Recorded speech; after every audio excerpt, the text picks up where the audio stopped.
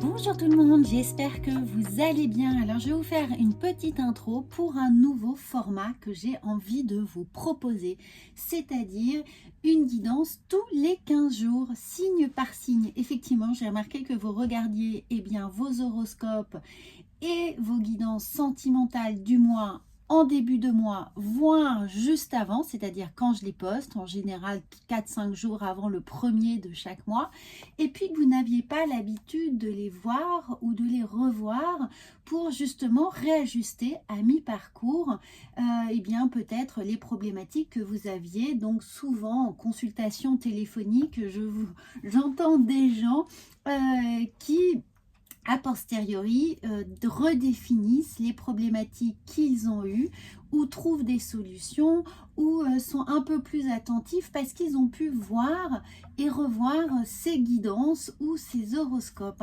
Évidemment, vous prenez uniquement ce qui vous convient et ce qui résonne pour vous, mais toutefois, il y a parfois des vraies synchronicités dans tous les messages que je peux vous transmettre, que les tarots vous transmettent. Et bien entendu, ça peut permettre un certain nombre de raccourcis, voire d'attitudes plus adaptées pour faciliter votre quotidien. Donc, j'ai voulu vous faire une guidance tous les 15 jours. On va voir si ça fonctionne, si ça vous plaît. Elle va être décortiquée en 3 pôles différents. Un pôle professionnel et matériel, un pôle sentimental et émotionnel et un conseil spirituel. Alors, bien entendu, on va utiliser des cartes différentes puisque chacune a ses énergies, chacune est porteuse d'un message précis, défini. Et pour le message professionnel et matériel, on va utiliser l'oracle des miroirs qui s'y prête merveilleusement bien. Ensuite, on va utiliser un arcane majeur qui va vous permettre de trouver la bonne posture, la bonne attitude face à la situation. Et puis, un oracle de la triade pour travailler un peu plus en profondeur sur le côté psychologique. Ensuite, pour la partie sentimentale, on va utiliser le chakra du cœur. Ensuite, la dame de l'ombre, là aussi pour le côté psychologique, inconscient, souvent, qui fait partie de notre émotion. Et puis, on va terminer par un message de lumière.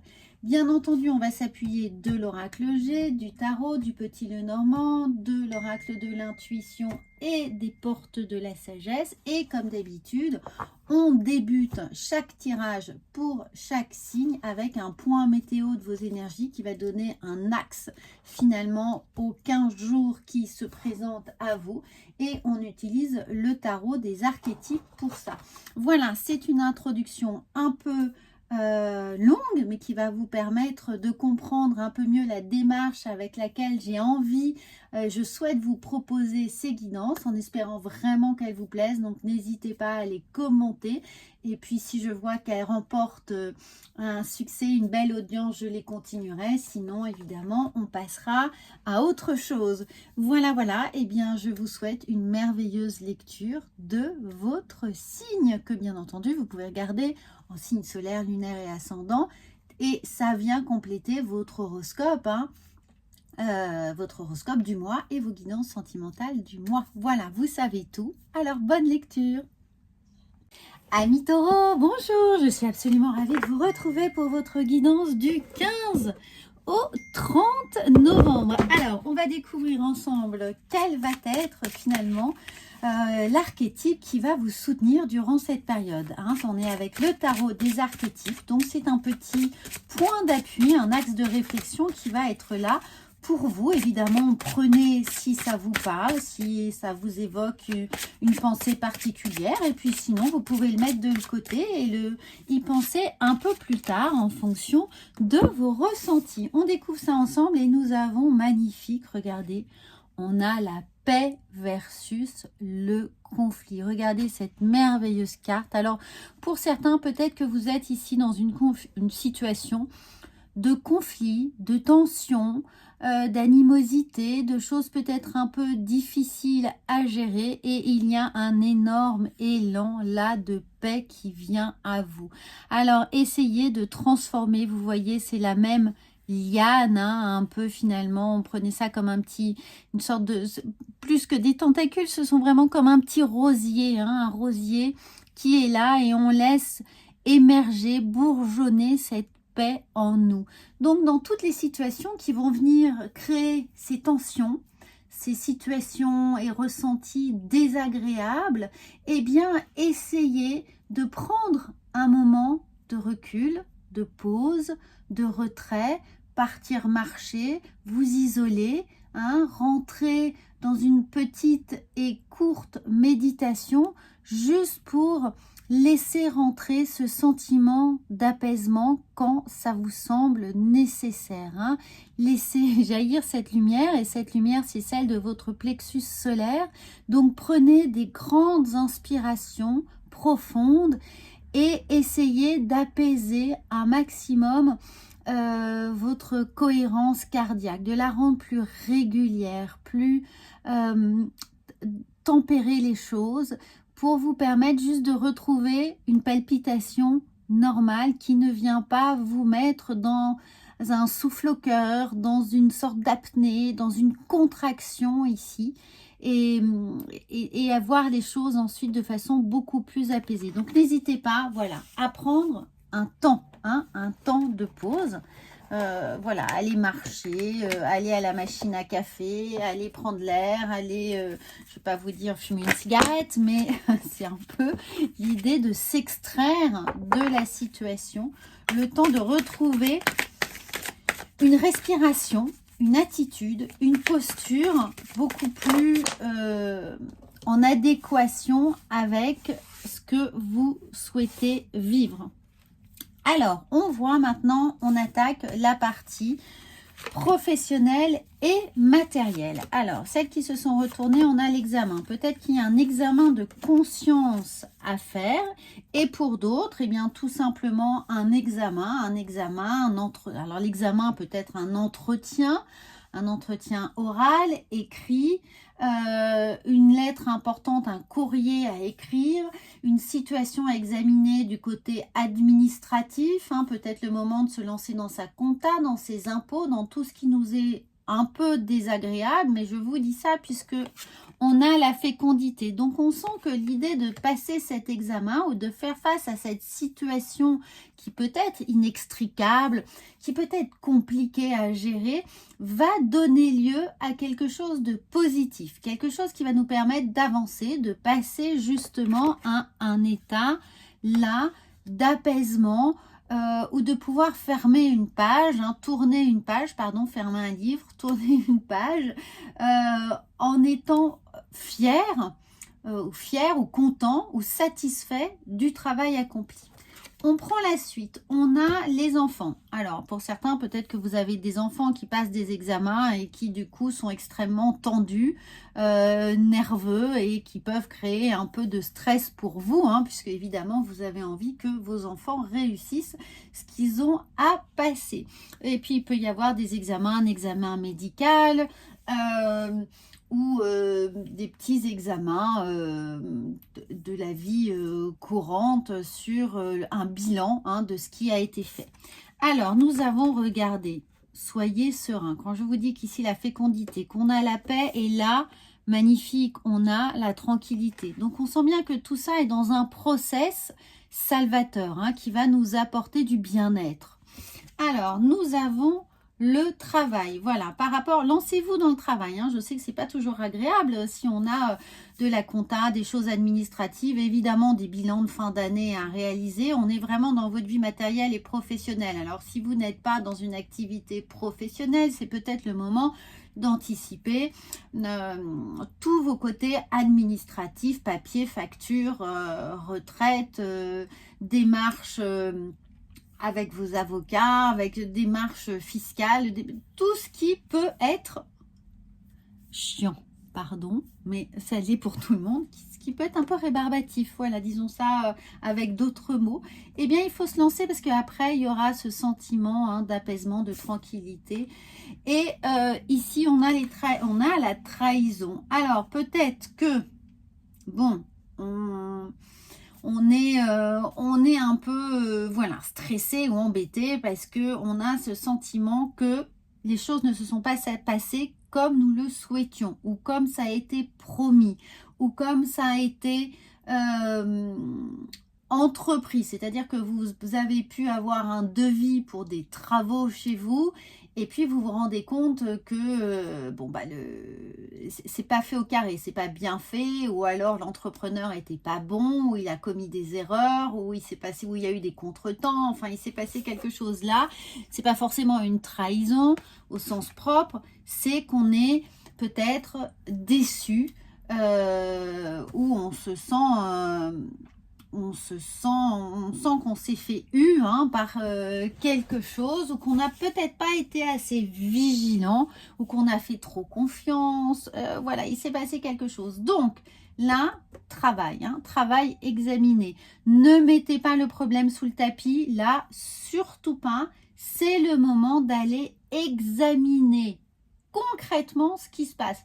Alors peut-être que c'est les bulletins scolaires de vos enfants, dans votre vie matérielle, les bulletins scolaires de vos enfants, ils vous ont promis qu'ils allaient travailler, réviser, avoir des meilleures notes, et puis c'est pas du tout le cas. Donc il y a un travail à faire, il y a un travail à faire pour donner lieu à une situation beaucoup plus fertile en termes de fécondité. Il y a quelque chose à porter en plus dans cette évidemment fécondité enfant. J'ai l'impression que pour certains ça ne va pas parler à tout le monde, mais vos enfants, qu'ils soient petits ou grands, finalement ça ne change pas grand chose dans la tête des parents. Ils ont pu commettre des négligences, dans l'idée de trahison. Il y a peut-être eu des négligences qui ont été faites dans leur vie, et c'est à vous de les aider à réexaminer les choses, à les entraîner à avoir un peu plus, les coacher là, pour qu'ils soient plus vigilants, et évidemment leur faire comprendre que c'est pour leur bien, c'est pour avoir une tranquillité, déjà la vôtre, et ensuite que puissent aborder l'épreuve, l'examen, avec plus d'autonomie, plus de le sens des responsabilités qui peut être là. Voilà. Et puis ça peut être la même chose vis-à-vis de vos collaborateurs, vis-à-vis d'employés, vis-à-vis de gens avec lesquels vous travaillez, de vos interactions professionnelles, de partenaires commerciaux, de toutes les personnes avec lesquelles finalement vous collaborez. Il y a une petite négligence qui a pu être là, et il faut veiller sur ces personnes comme sur des enfants, c'est-à-dire les accompagner, les coacher, les surveiller, et leur redonner le goût du travail, et du travail bien fait. Alors on va voir, oui je sais c'est un gros travail, mais bon, pour vous amis taureaux qui êtes hyper carré, hyper organisé, très dans la matière, avec votre signe de terre, ça ne vous fait pas peur. Vous êtes exactement la bonne personne qu'il faut pour mettre les points sur les i. Alors la posture qui va vous aider avec le tarot, eh bien nous avons le soleil. Et oui, ça va être à vous d'éclairer une situation. Il y a quelqu'un autour de vous qui a ses parts d'ombre, qui a occulté quelque chose, qui n'a pas voulu montrer, qui a essayé de diminuer, de simuler, de cacher, de faire en sorte que ça passe inaperçu quelque chose pour une raison XY. Peut-être que cette personne n'avait pas les compétences, ne savait pas faire, n'a pas osé vous dire, s'est senti peut-être mal à l'aise, a eu peur de la critique, etc. Vous allez avoir ce rôle de détecter qui a fait ça, qui a raté, qui a occulté, qui a essayé de faire comme si de rien n'était, de simuler quelque chose, et vous allez mettre de la lumière dessus, mais pas en pointant du doigt méchamment, mais en soutenant. N'oubliez pas, là, vous avez comme un rôle de parent, donc de vous accompagner, vous soutenez, vous encouragez pour que la situation soit apaisée, tranquille, gérée. Pour que tout soit géré, eh bien oui, on va compter sur vous. Alors, psychologiquement, il va falloir trouver là la lumière. Hein. Alors là, hein, on a bien occulté, hein, on a bien noyé le poisson. Il va falloir trouver le petit détail, le petit point qui a été négligé. Peut-être que c'est aussi vous hein, qui avez négligé quelque chose. Alors, hein, il y a un truc ici. Hein, évidemment, ça ne parlera pas à tout le monde, amis taureaux. Donc, moi, je vous encourage à voir ou revoir votre horoscope du mois de novembre sur cette chaîne. Et comme ça, vous aurez certainement des solutions ou d'autres axes qui vont venir compléter cela. Mais en tout cas, il y a quelque chose que l'on porte. Hein, il y a quelque chose qui... On a une petite charge quand même liée à cette négligence ou qui va... oui, alors oui, il y a quelque chose... Attention, il y a quelque chose. Il y a quelque chose qui peut donner lieu à des tensions. Qui peut, surtout si vous faites des travaux chez vous, surveiller de près l'entrepreneur. Hein, soyez, mais alors, collés à ses basques. Surveillez les travaux, surveillez les devis, surveillez les réparations, réparation de voiture, réparation de quoi que ce soit, maintenance électrique. Maintenance électrique, vos ordinateurs, tous vos produits, tout ce qui est lié à l'électricité. Surveillez les plombs, surveillez votre tableau électrique. Faites un bilan. Si quelqu'un touche à ça, faites attention. Non, là, c'est une transformation. Vous inquiétez pas, je suis pas en train de vous dire que quelqu'un va se faire électrocuter. C'est pas la question. C'est juste que on doit mettre fin, hein, on doit transformer la situation ici. On ne la laisse pas pourrir. On ne continue pas à porter une responsabilité ou une culpabilité vis-à-vis de ça parce que on se met dans la posture de l'accompagnant, du coach, de vous allez aider cette personne ou vous allez vous aider ou vous allez vous faire aider pour mettre fin à cette situation ici d'éventuelle négligence ou quelque chose qui n'a pas été bien mené hein, ou mené à son terme ou qui peut être à perfectionner, mais vous avez la possibilité de le perfectionner, ça ne vous échappe pas. Bon, alors, on arrive à la guidance sentimentale et émotionnelle. Donc, que vous soyez en couple ou non, on gère vraiment votre émotionnel, votre affectif. Eh bien, on a 4 cartes, donc on est... Mais non, oulala, on a énormément de cartes. Alors, l'univers est très généreux avec vous. On a 6 cartes au lieu de 3. Et on a ici... Personne divorcée, évidemment, ça veut juste nous dire qu'il peut y avoir une petite tension, une séparation, un éloignement, un silence pour vous, qui peut être lié à des blocages, hein, des blocages de schémas répétitifs.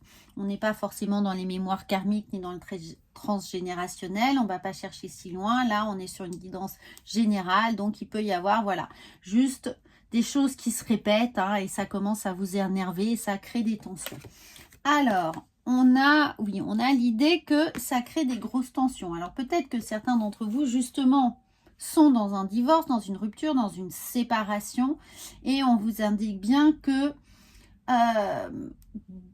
chez vous ou chez votre ex, hein, ou personne en transition, on va dire ça comme ça, eh bien, il y a la potentialité de travailler sur des schémas répétitifs, hein, sur ces mémoires karmiques.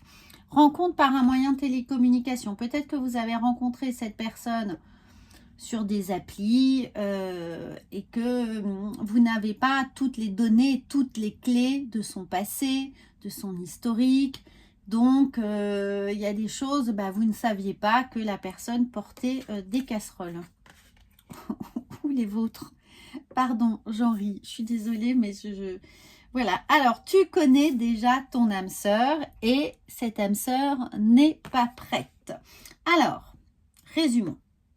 Toutes les personnes qui sont dans une phase de rupture, séparation, il se peut que la personne, vous ne connaissez pas suffisamment son passé, son histoire, son enfance, et que vous n'avez pas pris connaissance de tous les blocages que cette personne avait. Donc, ne générez pas de la culpabilité de ne pas avoir fait tout ce qu'il fallait. C'est juste que cette personne n'est pas prête, n'a pas réglé ses propres problème, hein. Donc elle ne peut pas rentrer en connexion avec quelqu'un, que ce soit vous ou quelqu'un d'autre, c'est pas le sujet, c'est juste qu'il faut qu'elle soit prête, elle, et libérée de ses propres blocages. Pour les personnes qui sont en couple, il peut y avoir ici voilà, des tensions, des blocages, des schémas répétitifs. Vous ne comprenez pas pourquoi vous répétez et ça ne rentre pas, ça ne marche pas. La communication peut être bloquée. On n'arrive pas à se comprendre, on n'arrive pas à se parler, on ne parle pas le même langage, on vient de deux planètes différentes. C'est normal, c'est juste que la personne peut éventuellement se faire aider. Donc, est-ce que vous pourriez avoir voilà, un conseiller conjugal, aller voir un psy ensemble, travailler ensemble pour mieux aider votre couple. Ça ne veut pas dire, ne vous dites pas, moi tout va bien, j'ai pas besoin d'un psy. Dans un couple, on est deux. Donc, si vous voulez correctement pouvoir soutenir la personne qui est en difficulté, mais peut-être que c'est vous et que c'est votre autre qui potentiellement tout va bien. Mais n'oubliez pas que dans un couple, on est trois. Donc, mettez-vous à deux pour soigner la troisième personne. Mettez-vous à deux pour soigner le couple, hein, la troisième personne étant le couple.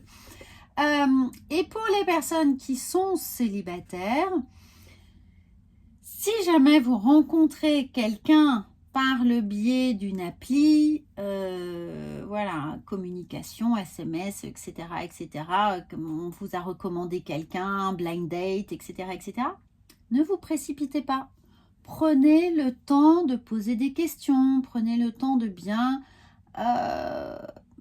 bon, évidemment, on ne connaît pas quelqu'un en 2 temps, 3 mouvements, mais essayez de trouver les bonnes questions qui vont pouvoir vous permettre de vous mettre sur la piste assez rapidement pour identifier les potentiels blocages, blessures que la personne porte. Hein, voilà, vous n'allez pas la guérir, mais essayez d'identifier au plus vite quelles sont ces blessures pour voir si vous êtes en capacité d'accompagner cette personne, d'être là, de les accepter, de prendre le temps ensuite d'apprivoiser un peu la personne.